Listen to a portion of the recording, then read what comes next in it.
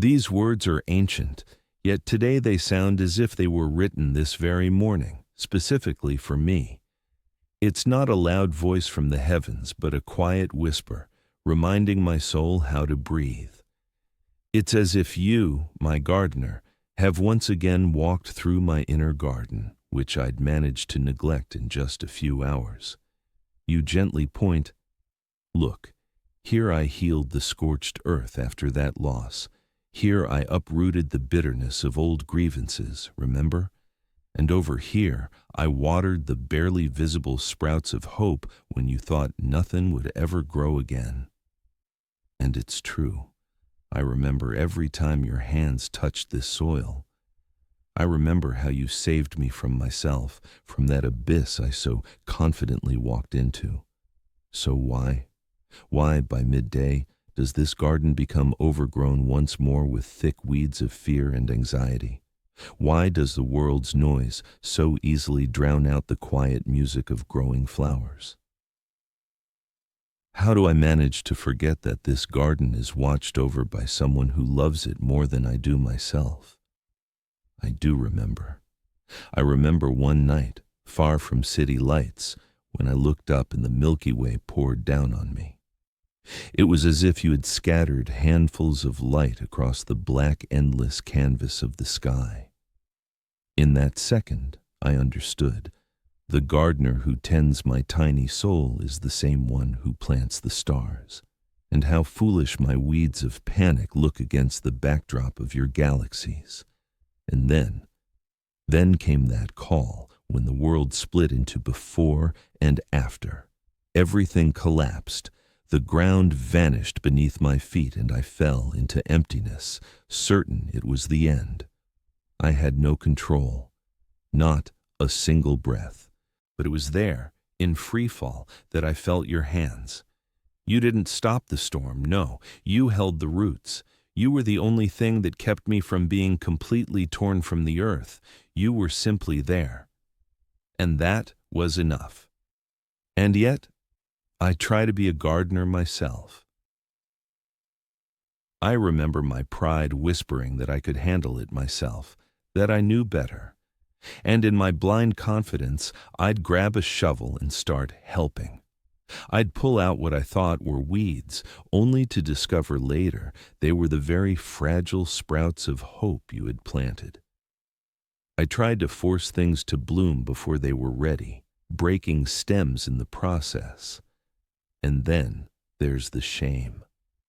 When you stand amidst the chaos you've created, with dirty hands and trampled flowers, and I come to you, unable to meet your gaze, certain that you will now simply leave my ruined garden forever. But you don't leave. You silently kneel beside me, take my hands in yours, and I feel more than just dirt being washed away. The entire weight of this "I can do it myself" washes off, and such a silence descends, such purity, like after a long warm rain that has settled all the dust to the ground, and I breathe as if, for the first time in many days, I've taken a full breath, deep into my lungs. This is forgiveness, isn't it? Not oblivion, but a homecoming. And you didn't just forgive, you stayed. You rolled up your sleeves and started clearing away the mess I had made. I remember that corner of the garden, poisoned by bitterness.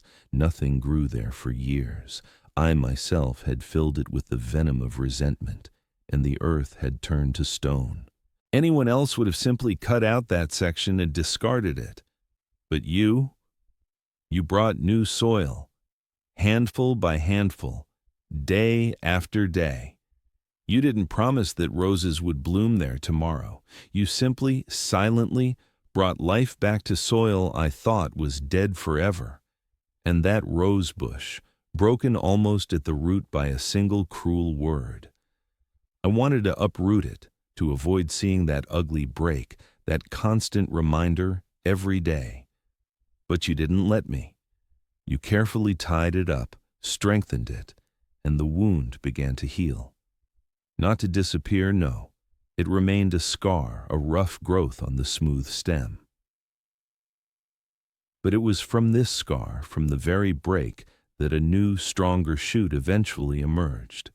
You don't erase wounds. You teach my garden to live with them, and to bloom, not in spite of them, but because of them. And I remember that abandoned well at the very edge of the garden. I had covered it with old planks myself and forgotten about it. And then, when everything collapsed yet again, I fell right into it, into that cold, desolate darkness. And there, at the bottom, I was certain it was the end, that you, my gardener, simply didn't know about this place, that I had hidden it so well that I would now die here in silence and dampness, forgotten by everyone. I didn't call for help. Who do you cry out to from the bottom of yourself?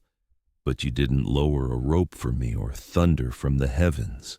Your salvation was quieter than a whisper. It came through the voice of another person who simply sat by that well and began to speak.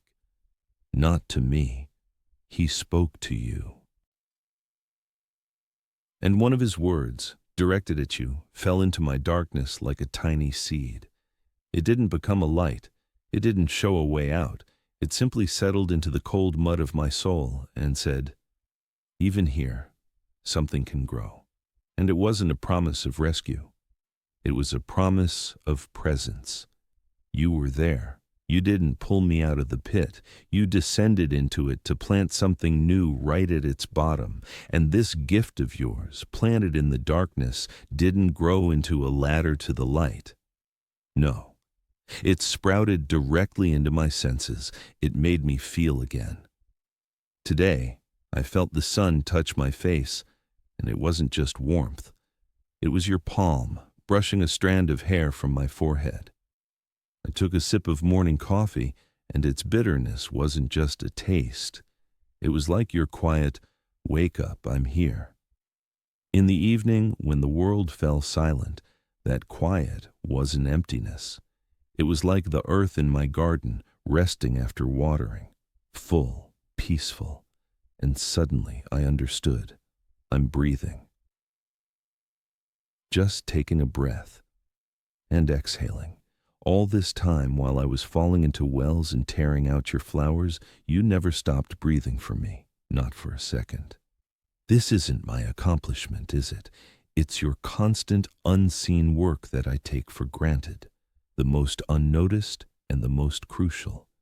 You don't just plant and water, you give air.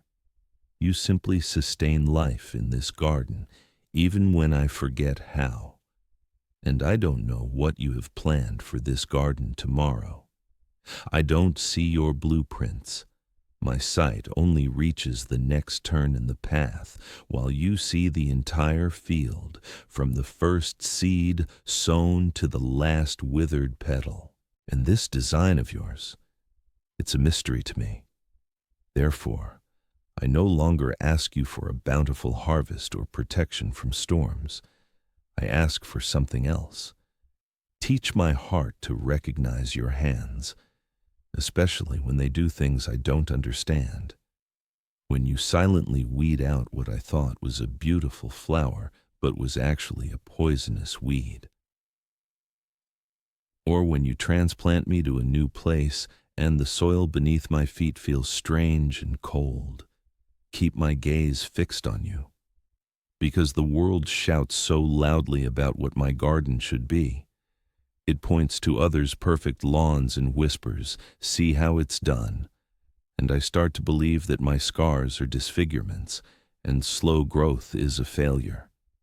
Just don't let me turn away. Let my only plan for tomorrow be not to lose sight of you, the gardener. Just to follow you, step by step. And to trust the direction, even if you lead me where I believe nothing can grow.